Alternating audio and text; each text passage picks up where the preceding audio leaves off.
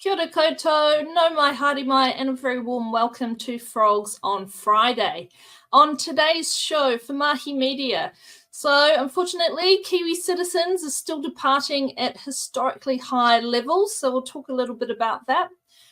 We'll go through some of the hot jobs available across New Zealand, Australia and the UK, and what HR trends are shaping the talent and hiring landscape across New Zealand. So we're joined today by Talent Acquisition Coordinator Esha Nischol to discuss the breakdown of top trends and priorities in our recent release of the HR Insights and Trends report.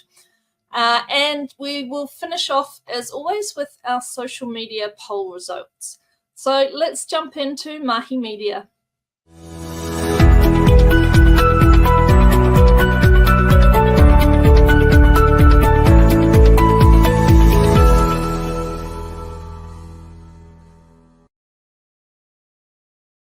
Okay, so the migration figures came out earlier this week, and unfortunately we're going to have to wait a little longer for a cheery Mahi Media report.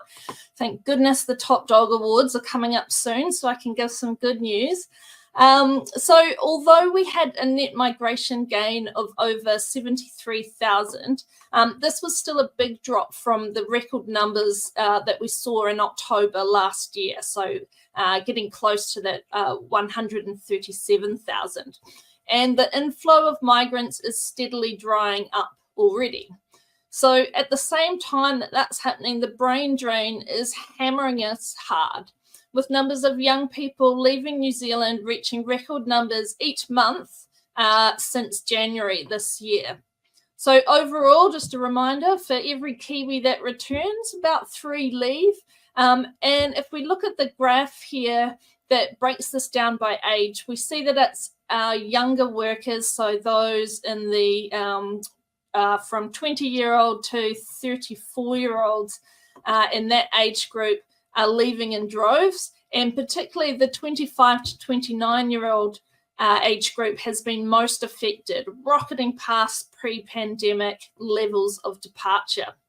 What does this mean for job seekers? Well, I think that the combination of FOMO and financial pressures here will mean that we'll still continue to lose Kiwi workers overseas, but hopefully this will start to level out.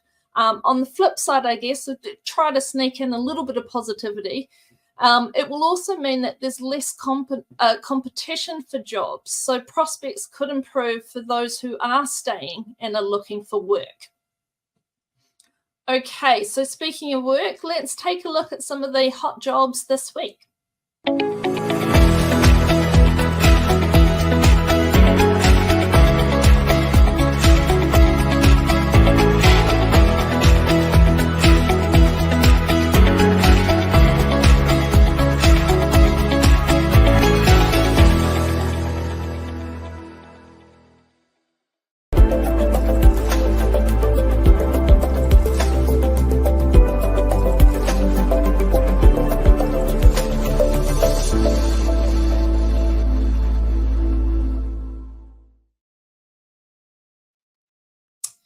Okay, so first up we have a temp role based in Auckland. This is a data migration administrator. So a decent hourly rate there between $27 to $29 per hour, plus all the usual bells and whistles that go along with that. For this one, Kirsty is looking after this role, and the situation is they're migrating data and content from old websites and putting them into a brand new CMS. So there is a bit of extra work as well as just pure data entry. So it looks like you're resizing images and reviewing and editing copy as well. You will need experience doing something similar before, and of course that strong attention to detail will be really important in this role. If this sounds like something you're interested in, give Kirsty a call to find out more. Okay, let's take a look at our jobs abroad for all of you who are leaving us. So we have a real range of roles available. As always, this is just a sample of some of the many different types of positions that we recruit across Australia and the UK. So we have some pick packing work in Sydney, an accounts payable officer. This is a permanent role in Queensland. It's bound to be Brisbane, 75 to 80K base, and a marketing executive based in London as well. If you are interested, if you do have to make the move, as always, get in touch with any of us here at Frog, and we can get you in touch with an excellent consultant in one of our branches overseas.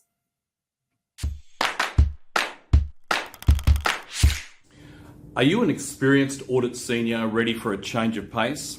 Looking for an exciting contract to work in public practice, private companies, or even in the public sector? Hi there, my name is Mark Smith and I'm a principal consultant at Frog Recruitment here in Wellington.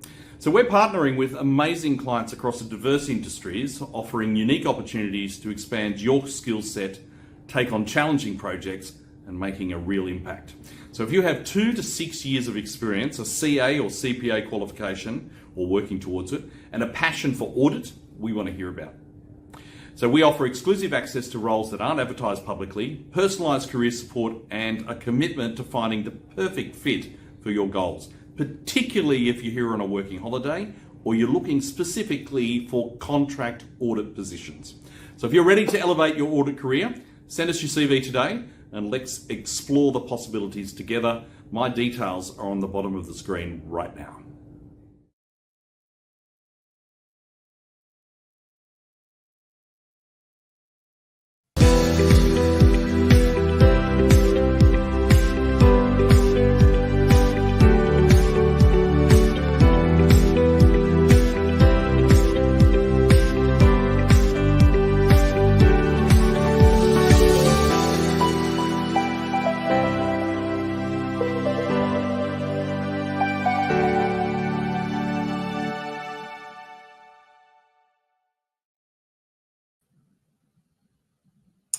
Okay, I'm thrilled to be joined by Esha, who is in our Auckland office, or based in our Auckland office. And we're lucky enough that she's actually working for our Australian team in People to People, but we haven't lost her altogether, so we still get her here in Auckland. Thanks for joining us, Esha. No worries. Thank you for having me. I'm very excited about the topic we're going to talk about today. Yes, so Frog Recruitment, we've just released our latest HR mashup. So we have a bi-quarterly HR workforce and leadership report that really breaks down and identifies some key trends and insights that impact both the talent and hiring landscape across New Zealand. So we'll jump straight into this so that you can tell us more about this, Esha. So what are some of the key insights and trends that we're looking at in this report? So I think in the HR mashup this time, we cover the top 10 trends that hiring managers reported that impact their business the most. A few of the main ones we've picked out to share with you today. The first one is implementing workplace sustainable practices. So I think we've all seen this all across the media and everything, but in 2024, the push for sustainability has intensified due to rising consumer demand for green initiatives and the need to address climate change, which is quite a big issue that we're all facing at the moment. So, the workplace is seeing that integrating eco-friendly strategies into daily operations, whether that's reducing waste or conserving energy, that's become an essential thing for companies to look at because they are starting to now face greater environmental scrutiny as well. Another topic that's coming up is challenges behind prolonged job searches. So it's taking longer for hiring managers to find the talent they need. And this sort of stems from skill mismatches, increased competition, and evolving industry demands. In 2024, we found that this issue has become more prominent and the job market is evolving, which sort of adds to that and highlights the need for a bit of job matching and enhanced career support. And the third one that we're finding that's at that top level is the generational gap. So I know we've all heard it before. Shannon and I have talked about it before as well, but the remote work versus office setup. So the generational gap in that work preference shows that younger I thought you were going to talk about emojis, Esha. Yeah, exactly. We won't even get. How you've been educating me on the subtle differences and meanings of things. Exactly. So another add into that is that working from home and working versus at the office type of debate that's gone on, and then management has to look into it and say, oh, you know, how do I bring this together that all parties are happy? Yeah, you definitely can't have a one size fits all approach these days at all. I think going back to the first topic there on sustainability, so we've seen when working with our job seekers how important those kind of bigger issues or kind of overall environment gets taken into account when they're looking at whether they're going to stay with their employer or if they are looking to make a move.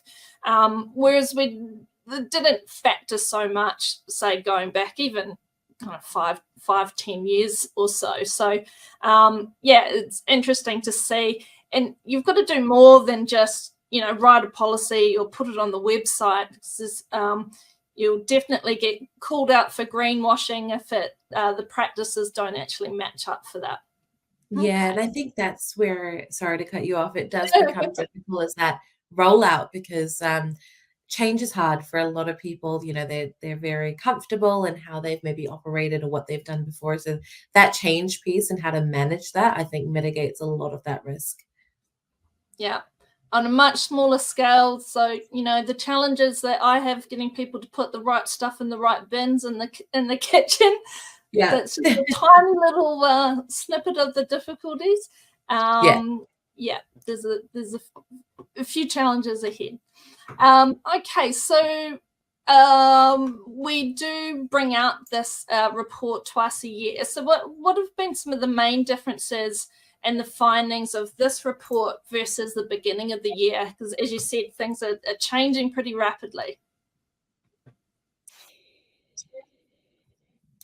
I think given what we've all seen with the changes of government and what that's meant for the public sector, the private sector, and everything that's come out, sort of managing that, what we thought was going to happen maybe earlier in the year maybe hasn't. So now we've got more insights on how to manage the current situation, like specifically the last 2 to 3 months of what are the trends we're seeing here, what are we sort of forecasting for the few months to come.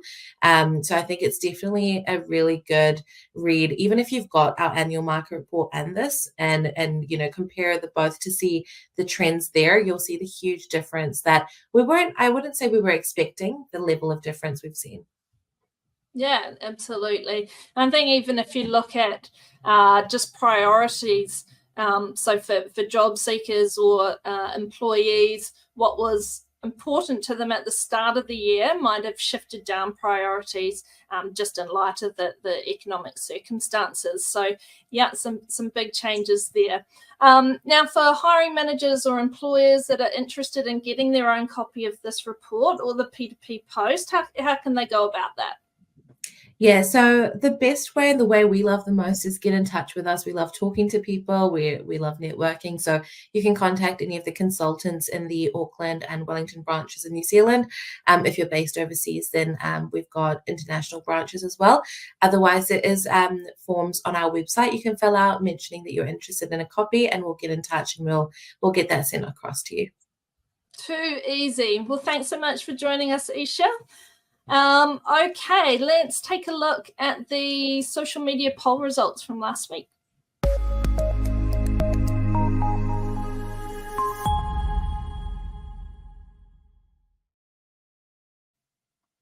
Okay, so we were talking about longevity and the importance of that to businesses last week. So we asked how long you've been with your current employer. And it is a real mix here. And I think probably within that HR mashup, we'll talk about those generational differences and also how you have to be able to cater for different people within the organization as well. So a big spread there. The main one was less than 5 years, 35%, but a pretty even spread there. I think I'm coming up to 17 years with the people-to-people group next week, I think, or something ridiculous like that. So go the 10 or more years category, 20 plus. Okay, let's take a look at our question this week. All right, so what's been the biggest challenge your team has faced throughout 2024? So as we said, there's been some big shifts already this year. It's been a rocky old ride for employers and employees in the last few years post-COVID. So it'll be great to see what your challenge is now, and perhaps in the comments if you can put how that's changed even within this year. Well, that's it for today's show. Thanks so much for joining us, and we'll see you back here the same time next week. See you then.